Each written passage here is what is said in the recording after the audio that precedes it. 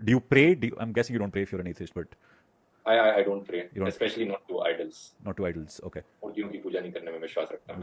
That makes sense, I think. And why do you know when you became an atheist, when you realized you're an atheist? Because I think एक उम्र तक बड़ा interesting सवाल है, क्योंकि बचपन में मुझे जब कहानियां सुनाई जाती थी, तभी मुझे डाउट होता था, जब मैं 7-8 साल का था, कि ये क्या बोलने लग रहे हैं, ये ऑब्वियसली रियल नहीं हो सकता. करेक्ट. जब मुझे रामायण महाभारत की कहानियां सुनाई गई थी बचपन में, मैंने कहा था ये कैसे पॉसिबल हो सकता है कि ये बंदरों की सेना थी और ऐसा था और ये विमान उड़ते थे उस टाइम पे. मैंने काफी लोगों से पूछने की कोशिश करी थी बचपन में भी, और वो कोई सीधा जवाब नहीं देता था इस चीज का. तो ऐसे ही मतलब क्या बोलेंगे इसे, क्रिटिकल थिंकिंग और लॉजिकल रीजनिंग के बेसिस पर ही मैंने बचपन में ही ये कंक्लूजन रीच किया कि नहीं हो सकता, ये रियल नहीं हो सकता, कुछ सेंस नहीं बनाता इन लोगों को सिखाने. क्योंकि इस तरह के, जैसे हम गॉड का एग्जांपल ले रहे थे, कुछ लोग कहते हैं कि रामायण जो थी ये कहानी नहीं है, ये सिर्फ ये हमारी हिस्ट्री है, क्योंकि जो ब्रिज है श्रीलंका और इंडिया के बीच में, वो रियलिटी में एग्जिस्ट करता है, और वो डिस्कवरी चैनल में दिखाया था कि वो मैन मेड ब्रिज है. तो लोग बोलते हैं अच्छा क्योंकि वो ब्रिज एग्जिस्ट करता है इसलिए ये एक्चुअली में हमारी हिस्ट्री है, ये कहानी असली में हुई थी. लेकिन थोड़ा सा लोग एक लेवल तक ही सोचते हैं, उससे ज्यादा डीप नहीं जाते.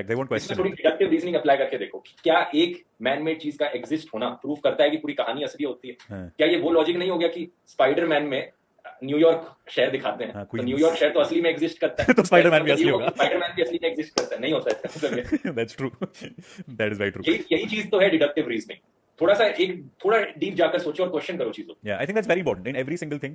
कोई भी अगर सवाल होता है, you have to ask questions. Ayodhya के लोग ऑलरेडी राम के सपोर्ट में थे. अगर राम चाहते तो वो कह सकते कि ये देखो मेरे साथ अन्याय हो रहा है, मेरा कोई कसूर नहीं है यहाँ पर, लेकिन मुझे यहाँ पर जंगल में भेजा जा रहा है. वो भी चाहते तो राजा बन सकते, कैकेयी और भरत को जेल में डालकर, लेकिन उन्होंने ऐसा नहीं किया. यहाँ ये बात बड़ी ध्यान देने वाली है कि अयोध्या के लोग सही मायनों में बिल्कुल सपोर्ट में थे राम के. पिछले चैप्टर 17 में लिखा गया है कि वो राम को राजा बनते देखना चाहते थे और उससे ज्यादा कुछ नहीं चाहते थे. और इसके पीछे कारण क्या है? श्लोक 15 में लिखा है कि राम कितने वर्चुअस थे. सभी लोगों को लेकर उनके दिल में कंपैशन था. लेकिन राम बड़े कामली शांतिपूर्ण तरीके से डिसाइड करते हैं कि वो जंगल में जाएंगे. चैप्टर 19 श्लोक 20 में लिखा गया है कि राम कैकेयी को क्या कह रहे हैं? हे देवी, दौलत से मुझे कोई मोह नहीं, मुझे एक साधु की तरह जानिए जिसकी आस्था केवल अपने धर्म, अपनी नैतिकता में है. मैं इस दुनिया को प्रेम में देखना चाहता हूं. राम के लिए सत्ता पाने का मतलब यह नहीं था कि दुनिया मेरे कदमों में हो.